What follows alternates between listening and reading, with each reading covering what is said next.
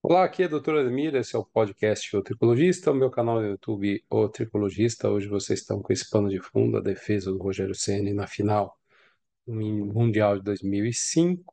Especialíssima defesa, garantiu o título mundial para o São Paulo em 2005. Vamos falar um pouquinho sobre a influência da mídia e da informação na saúde capilar.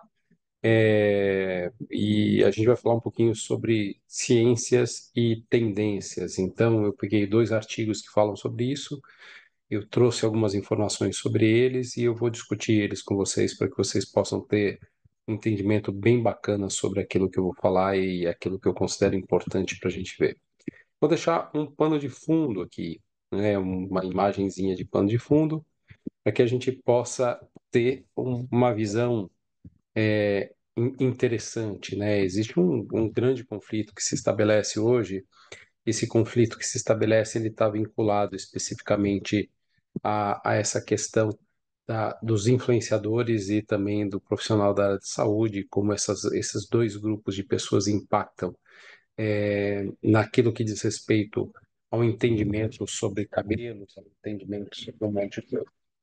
E nós vamos falar um pouquinho sobre isso, né? A internet se tornou um principal meio pelo qual milhares de pessoas, na verdade, milhões de pessoas buscam soluções para os seus problemas de saúde, entre elas as quedas capilares e os problemas de couro cabeludo.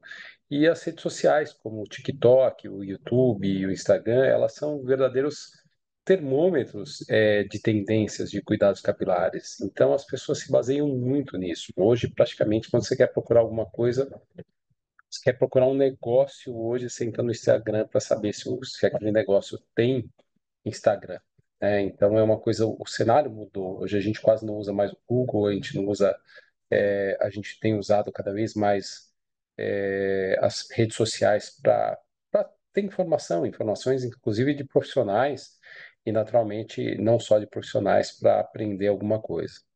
E então, essas redes sociais são termômetros em relação às tendências em cuidados capilares. E elas acabam impulsionando desde tratamentos tradicionais até soluções com pouca evidência científica, mas ainda assim a gente tem que levar em consideração algumas coisas para descartar todas essas coisas que não têm evidências científicas. E então, o que eu fiz? Eu peguei dois artigos, um que fala, um que analisa é, conteúdo em redes sociais e outro que fala sobre o profissional na rede social e profissional de saúde, né? Então, esses dois artigos recentes, eles analisam essa interseção entre a busca por conhecimento e informação de qualidade e um dos artigos investiga a influência das redes sociais na percepção dos pacientes sobre tratamentos capilares naturais, enquanto o outro avalia o engajamento de profissionais da saúde na comunicação científica sobre as alopecias nessas redes sociais. A primeira análise revela algo muito interessante, que as pessoas, como eu disse, estão recorrendo às redes sociais antes mesmo de procurar um especialista. E aí elas acabam se expondo a conteúdos que, numa grande maioria das vezes, são produzidos por influenciadores e marcas, levando em consideração que as marcas, em especial, elas usam e abusam do uso dos patrocinados, né? Não que os profissionais também não possam fazer, mas as marcas, elas usam e abusam. Eu mesmo fico espantado como o meu algoritmo me leva muito para essa questão capilar, como eu recebo produto para cabelo. Produto profissional de cabelo no meu feed, né? Bom, e o que que acontece, né? Essas empresas e os influenciadores acabam tendo mais impacto do que os profissionais de saúde nesse contexto. E tratamentos naturais, como óleo de alecrim, suco de cebola, água de arroz, gel de alho, acabam sendo divulgados amplamente. Vale a pena dizer que óleos, como é que fala? Suco de cebola, gel de alho são coisas muito pensadas pelo público asiático, né? Nem tanto por nós aqui, a própria água de arroz. mas eles usam muito as redes sociais nessas divulgações. E vale lembrar que, especialmente aquela área da China, com TikTok, Índia e esses públicos, eles acabam tendo um impacto forte nesse sentido, né? Então, esses tipos de produtos são apontados como alternativas eficazes para estimular o crescimento capilar. E, apesar de algumas dessas substâncias é, até terem alguns motivos para isso, como propriedades anti-inflamatórias, antioxidantes, vasodilatadoras, mas a comunidade científica ela vem sempre com a alegação de que não há estudos suficientes que validem a eficácia desses produtos nos tratamentos capilares, como existe para outros tratamentos padrão, como finasterida e minoxidil.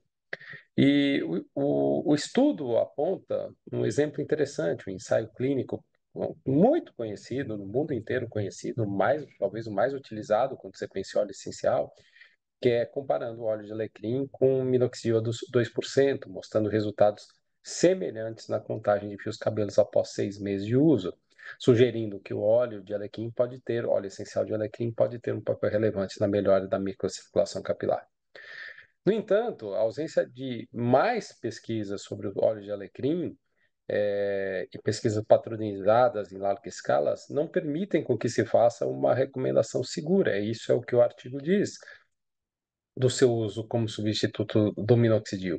E para falar a verdade, para pensar no óleo de alecrim como substituto do minoxidil, realmente eu concordo que precisariam de pesquisas mais numerosas. Além disso, existe óleos de alecrim e óleos de alecrim. Nós sabemos que trabalhamos com óleos essenciais, que os óleos essenciais eles podem ter variabilidade de qualidade, de pureza. Isso também pode atrapalhar. E quanto de óleo de alecrim para ser compatível com minoxidil 2%, né? Então, talvez em que veículo, como isso seria utilizado. Então, todas essas coisas acabam levantando questões sobre o uso cosmético desse tipo de produto, desculpa, doméstico desse tipo de produto, as pessoas quererem fazer em casa, né? E, naturalmente, nós brasileiros temos aquela ideia, se alguém sugere 2 gotas de óleo essencial para tratamento no couro cabeludo como um todo, diluído num óleo vegetal, se 2 é bom, eu acho que eu vou usar 4 ou 6, né? E tem gente que usa os óleos essenciais de maneira isolada, sem estarem diluídos. Isso acaba gerando o mau uso, pode gerar dermatite de contato, alergias e assim por diante, colocando um papel de vilão em produtos que eventualmente poderiam ser produtos cujo benefício seriam interessantes. Já o segundo artigo que a gente coloca, ele revela que apenas uma pequena porcentagem de conteúdos para alopecia nas redes sociais é produzida por profissionais da área de cabelo e pele, dermatologistas, tricologistas, terapeutas capilares.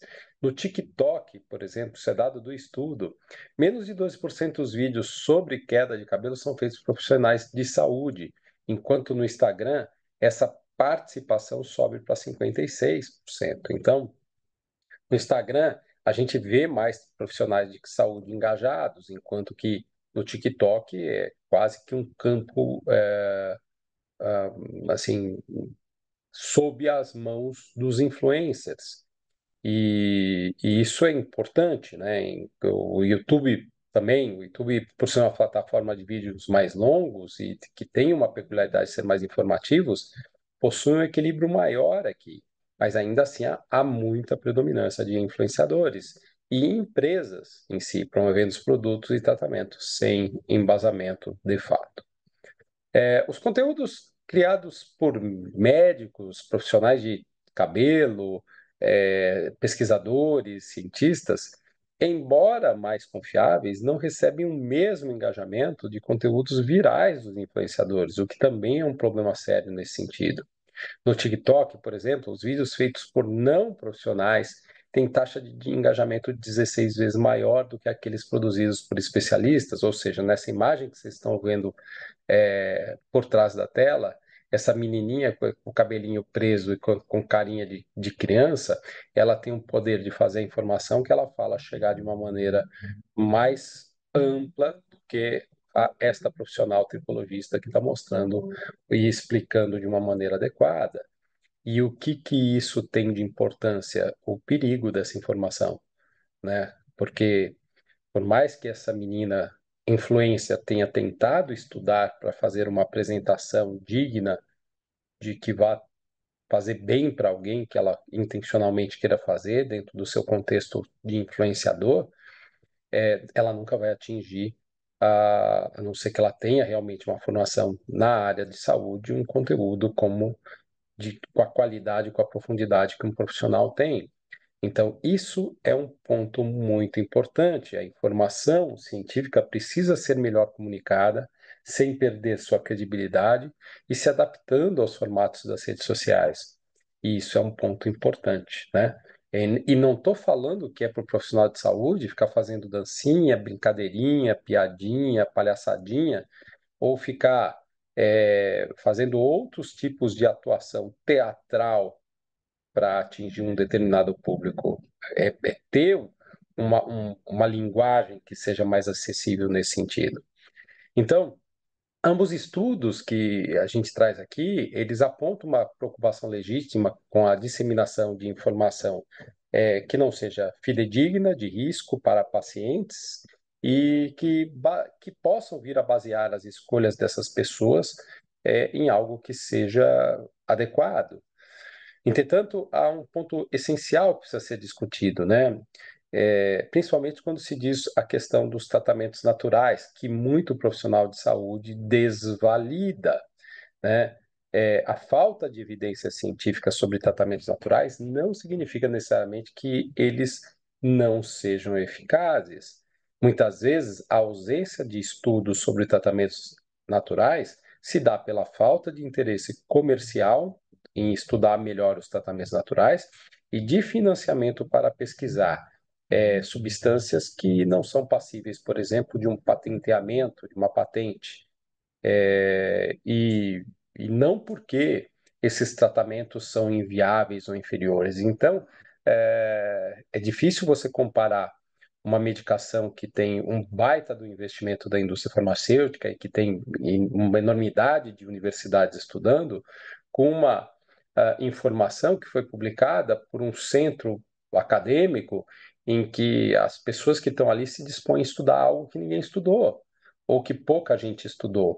E isso é péssimo, porque no final das contas, o argumento maior da ciência é não tem evidências robustas, mas não tem evidências robustas porque ninguém estudou da mesma forma, com estudos com o mesmo padrão de qualidade, com estudos que pudessem se equiparar àqueles que recebem mais financiamento. Talvez se tivesse mais financiamento, é essa que é a minha questão, os produtos naturais poderiam ser melhor comparados com os produtos que são chamados de produtos com grande evidência científica, né? Descartar abordagens naturais sem investigá-las adequadamente, para mim, é um erro científico.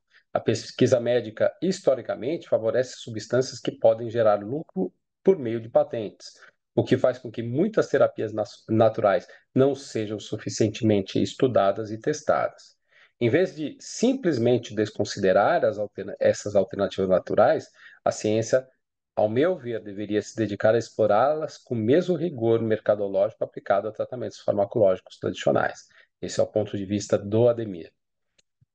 Diante desse cenário, a solução passa por dois caminhos: educar melhor o público sobre os riscos de seguir informações não verificadas e estimular a comunidade científica a aprofundar suas investigações sobre produtos que podem ter grande potencial e que muitas vezes sejam naturais para os cuidados com a queda capilar.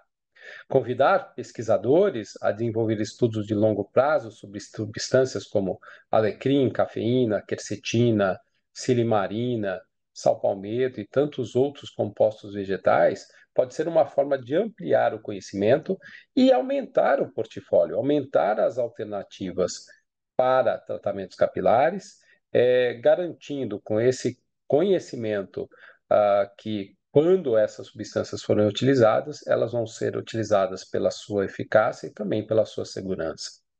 Os profissionais de saúde precisam ocupar mais espaço nas redes sociais, aprendendo a comunicar ciência de uma maneira mais acessível, porque senão fica uma coisa muito hermética, fica do profissional de ciência falando para o profissional de ciência, isso não chega para o público de maneira adequada. Mas essa comunicação não pode abrir mão da precisão técnica. A internet não pode ser dominada apenas por conteúdos comerciais e virais, para que os pacientes tomem e para que os pacientes tomem decisões bem informadas, é fundamental que médicos, tricologistas, terapeutas capilares, pesquisadores se adaptem ao ambiente digital, combatendo mitos e contribuindo com informações melhor estruturadas e embasadas. Por fim, a ciência precisa ampliar sua pesquisa sobre tratamentos naturais antes de desmerecê-los, e os profissionais precisam se posicionar melhor no ambiente digital para combater principalmente essa parte comercial, essa parte de que tudo parece mágico, uma maravilha, o mundo da fantasia que a mídia, as mídias sociais, através dos influenciadores e através das empresas trazem como informação, que na verdade são desinformação. A informação de qualidade só vai chegar ao público certo da maneira adequada. E aquela pessoa que sofre com problema capilar, ela precisa de você. Ok? Então, tendo isso em mente, e eu acho que é muito importante que a gente leve em consideração o fato de que nós precisamos trabalhar direito nas mídias sociais, nas redes sociais, para que a gente possa, evidentemente, ter um conteúdo cada vez mais qualidade chegando para as pessoas que nos assistem. Um grande abraço, aqui é a doutora Ademira, esse é o podcast O Tricologista, e até a próxima.